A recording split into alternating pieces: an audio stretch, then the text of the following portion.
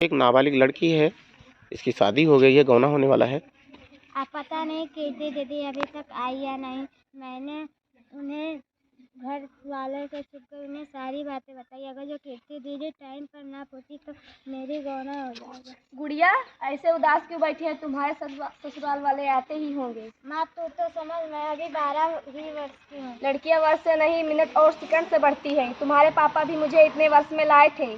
माँ तब का वक्त कुछ और था, अब का वक्त कुछ और। बेटी, औरतों का वक्त ना ही बदला है और ना ही बदलेगा। माँ मैं पढ़ना चाहती हूँ, पढ़कर कुछ बनना चाहती हूँ। उसका क्या और ये पिता भी आ गया उसका। चल चौका बर्तन कर। माँ उसका कद मेरे से 2 गुना है। तो क्या हुआ, घर औरतों के पग से नहीं चलता है। माँ वो नशा करता है, मैं उसके साथ कैसे रह सकती हूँ? तुम अपने बाप को सिखाओगी? और ये राम लड़के वाले आ गए।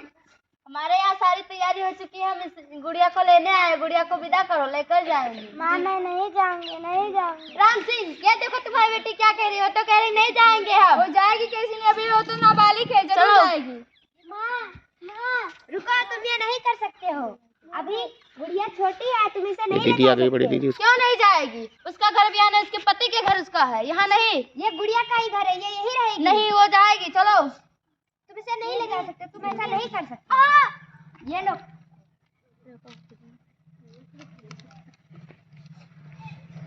अरे बाप रे, इसे तो देखते ही डर गया मैं। ये सब कुछ नहीं, तुम 4 अक्षर पढ़ क्या लो, हमारे यहाँ दिमाग पे चढ़ गई। हम लेकर जा रहे हैं। तुम ऐसा नहीं कर सकते, तुम कहीं नहीं ले जा सकते। बंद करो ये सब नाटक, मारो इसे, मारो। बंद करो ये सब नाटक। बाल ब्याह करना कानूनी अपराध है। चलो यहाँ से, चलो। मैसेज। इस नाटक से हमने आपको ये दर्शाया कि बाल ब्याह करना एक बहुत बड़ा कानूनी अपराध है। धन्यवाद।